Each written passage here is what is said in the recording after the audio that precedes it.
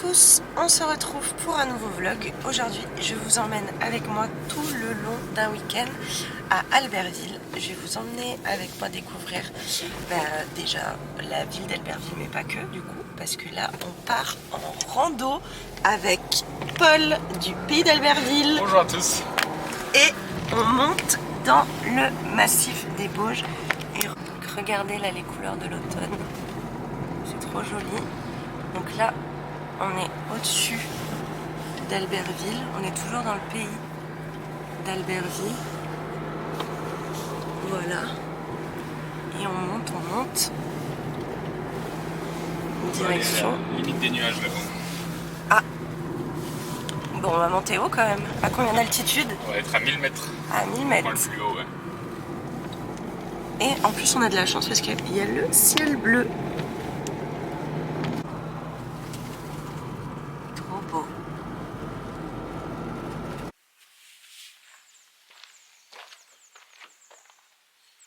Donc là, on est au chalet des trappeurs. Chalet du trappeur. Chalet des trappeurs. Des trappeurs. Hop.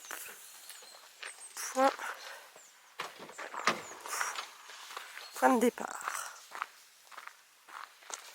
Donc,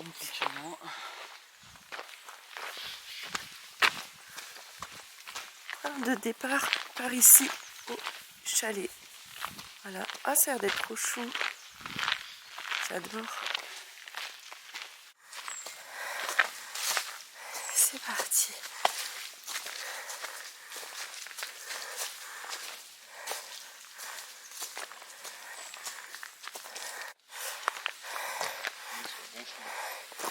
Donc direction la Tuffière. La Tuffière du Bonté. Je fais sur les parties qui sont un peu plus sensibles, on va dire. Ah d'accord, ok. C'est vraiment adapté pour qu'on... Oui, c'était fait pour que ce soit adapté à tous. Ouais. Et, y compris aux enfants, aux familles.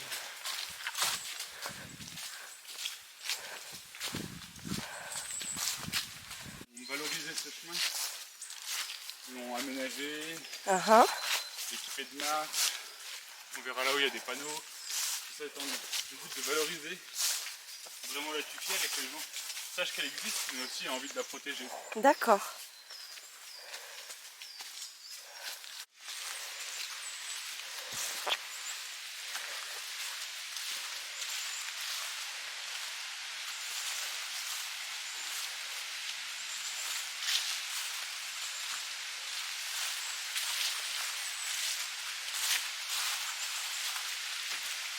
Oh, trop chouette.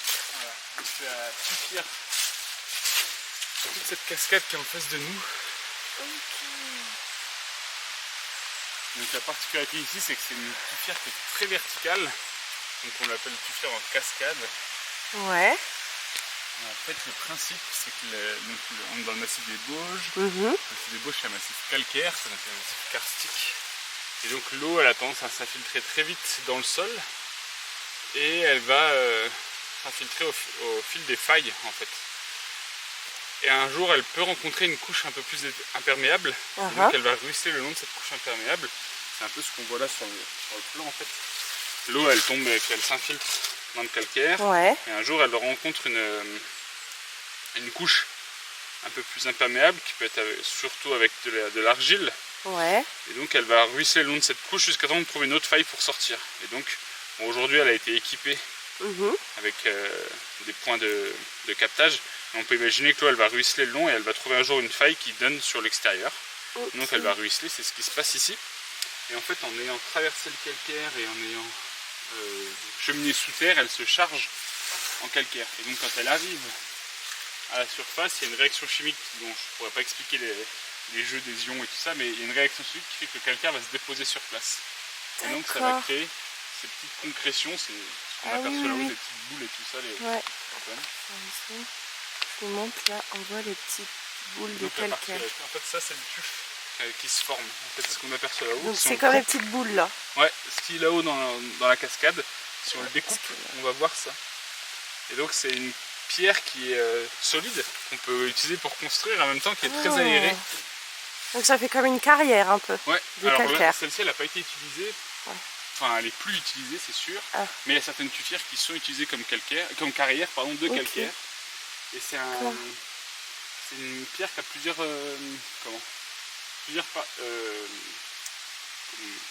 une pierre qui a plusieurs propriétés exactement.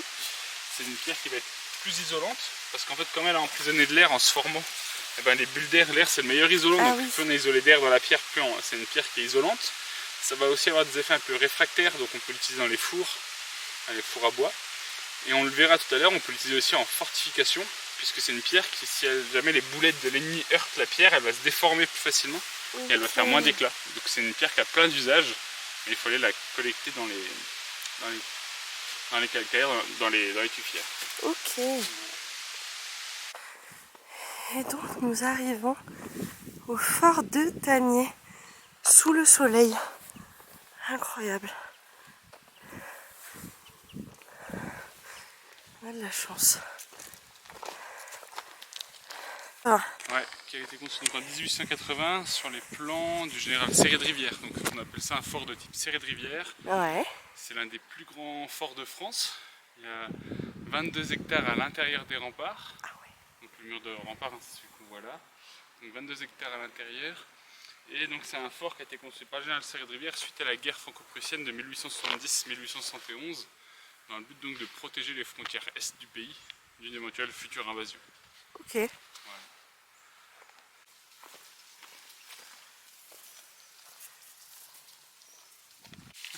Bah oui, c'est sûr. Ok. Et donc là, tu disais 22 hectares. Ouais, c'est ça. Donc on contourne. Enfin, jusqu'à la falaise, quoi. Ouais. C'est la partie qui est comprise dans le rempart, quoi. Ok. Et ici, on a ce qu'on appelle une caponnière double, parce qu'elle a 2 niveaux. Ok. Donc, ces pièces-là, elles sont là pour défendre les fossés. Vraiment, c'est pour défendre les abords vraiment très immédiats du fort et empêcher que quelqu'un se balade dans le fossé, quoi. Donc c'est quoi? C'est des meurtrières un peu? Ouais, on appelle ça à l'époque des créneaux de tir ou des embrasures. Ok. Donc derrière chaque, on peut imaginer qu'il y a une arme et un homme qui nous attend. Ah. Pour empêcher l'ennemi d'approcher dans le fossé, quoi. Et qu'est-ce qui différencie ces petites meurtrières de forme rectangulaire que celles qui ressemblent à des fours à pizza? Ça va être le type d'arme qu'on va utiliser. Déjà, c'est des canons, non? Ouais, alors dans celle qui est carrée, ouais. Au milieu en bas, on utilise un petit canon de rempart. En fait, si tu regardes, il y a 4 formes différentes. Oui, c'est vrai. Ouais. Les fours à pizza. Les fours à pizza, ouais. Et puis celles qui sont rectangulaires vers le vertical. Donc c'est le type d'arme qu'on va utiliser et puis l'angle qu'on va chercher à avoir. Ok. C'était vachement bien étudié. Donc c'est vraiment intéressant pour la ville d'accueillir tous ces chantiers. Ouais. Et le but c'est de verrouiller le carrefour des vallées qui est la place d'Albertville. Et donc l'idée c'est de mettre des forts disséminés autour pour empêcher l'ennemi de franchir la ville d'Albertville. Mais pourquoi Albertville? Alors pourquoi Albertville? Parce que quand on construit ce fort, on est en 1880 à peu près. Ouais. Et l'armée française n'a pas de troupes de montagne. Ok. Donc elle n'est pas... Donc l'ennemi va passer par la montagne. Ouais, en fait on craint que l'ennemi traverse la montagne. Ouais. Et donc comme on n'a pas les compétences pour combattre en montagne, on décide de choisir des secteurs, des verrous sur lesquels on attend l'ennemi et on va fortifier pour l'attendre et qu'il n'y passe pas en fait. C'est ce qui va se passer à Albertville, à Éton, à Grenoble. On fait en fait à Verdun dans le nord-est, tout ça c'est le même principe. D'accord. C'est de verrouiller les débouchés des vallées, verrouiller des secteurs et empêcher l'ennemi d'y passer. Ok. Ah oui. Ah mais si, on voit un petit peu le Mont Blanc. Ah ouais. On voit un petit peu le Mont Blanc là-bas. C'est juste dommage que... Tac, je vous le montre. Je vous le montre.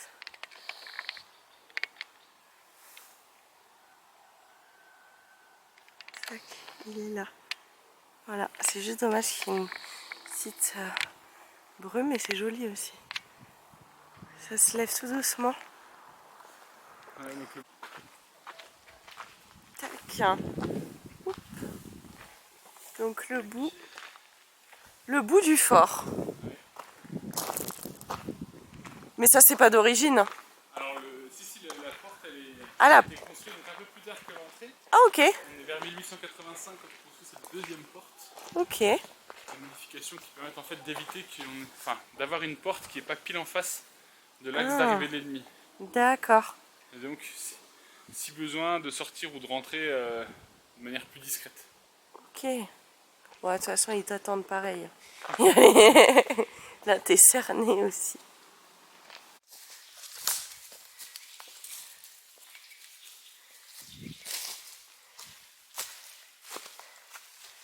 Nicolas, du coup, ils observent les champignons dans tous les sens. Ils regardent est-ce que les lamelles, la couleur, le chapeau. Ouais. Peut-être même ils les sentent. Et après, est-ce qu'avec une photo, l'appli elle est capable de. Tac, et voilà. Donc l'accès au fort de Tamy, la Tuffière, l'abbaye de Tamy, le col de Tamy.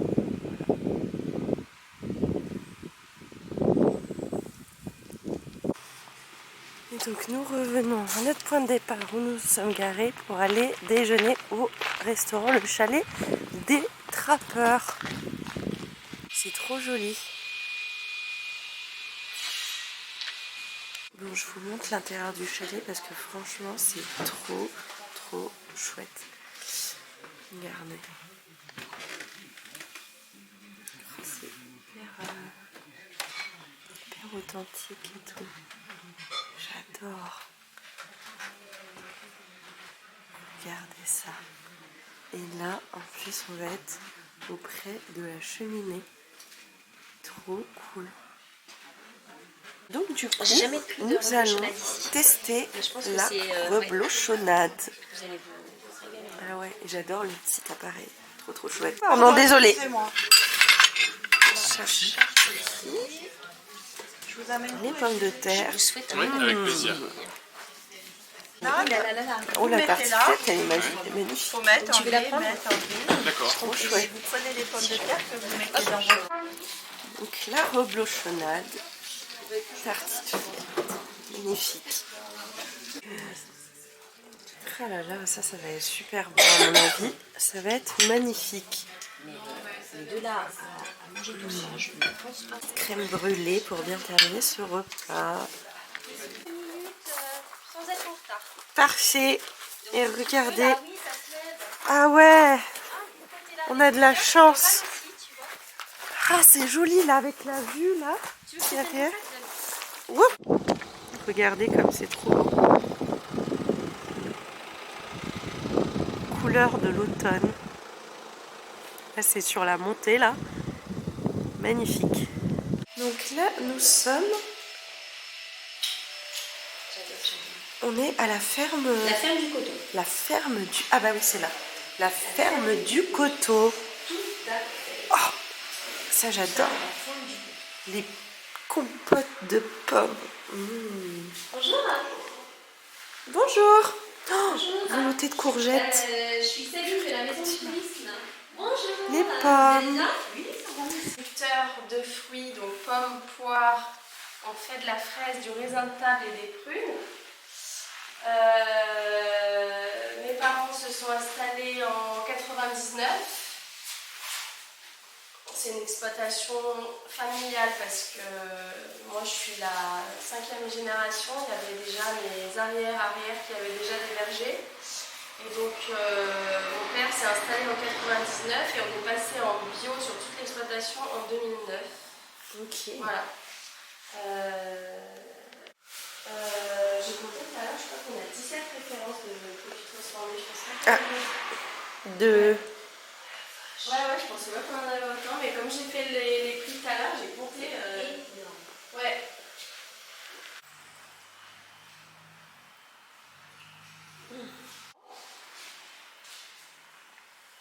C'est où les pommes sont calibrées, donc on peut aller voir la machine là-bas. La Port William, et après ça l'enchaîne pendant 2 mois. Là, on va finir à la fin du mois d'octobre. Et après, c'est basculer là dans la machine. On va sortir les variétés. Ah, c'est fou.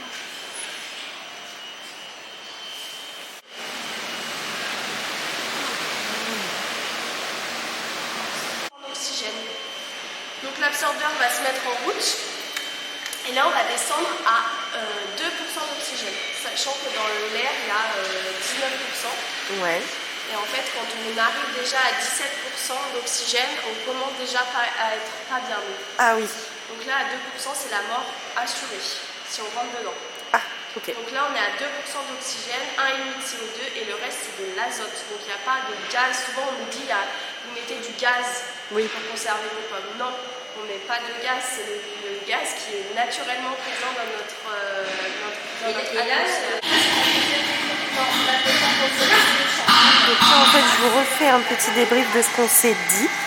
Mais en gros, voilà. C'est de quoi? Thermothérapie, c'est écrit. Ah oui, thermothérapie. Alors attends, tu nous dis. Donc en fait, ils font énormément de recherches quant à la conservation des pommes. Et tout est calculé justement pour que ça consomme le moins d'énergie parce que justement, il y a énormément de recherches derrière pour amener à une meilleure conservation des pommes. Voilà, on s'imagine pas du tout que c'est hyper intéressant. On s'imagine pas du tout que ça fonctionne comme ça. Parce que moi je me disais mais ces grandes chambres et tout, comment ils font parce que les coûts ça doit être énorme, mais en fait il y a beaucoup de recherche qui est derrière. On va les sortir en fin de saison, donc sur mai, juin, juillet. Et les premières qu'on va sortir des atmosphères contrôlées, ce sera en janvier, février. Mais des fois, on a des surprises. Ok. C'est exactement la même chose. Avec beaucoup de palox. Et des fois, on sort des palox. Et là, surprise, les pommes sont toutes... pourries en fait à l'intérieur. Ok. Parce qu'il y a un champignon qui vient, ça s'appelle le Glosporium. Ouais. C'est un champignon qui nous embête au moment de la conservation. En fait, c'est au moment de la pomme, elle va prendre un calibre au dernier moment. En fait, elle va grossir. Ça va faire des micro-fissures sur sa peau. Et au moment, à l'automne, souvent on a de la pluie. Et là, ce champignon là. Nous on va pas voir, on va mettre en chambre froide et en fait le champignon va se développer jusqu'à ce qu'on la sorte, même en février c'est arrivé déjà. Et donc en fait ça fait sur la pomme ça fait juste une petite pastille ensemble pendant 10 minutes à 48 degrés. D'accord. Voilà, et là ça va venir tuer le champignon. D'accord. Mais les essais on a commencé la saison d'avant et les essais. Mais du coup, là, vous savez qu'il y a déjà le champignon ou vous supposez que vous anticipez. D'accord, c'est de la prévention. D'accord.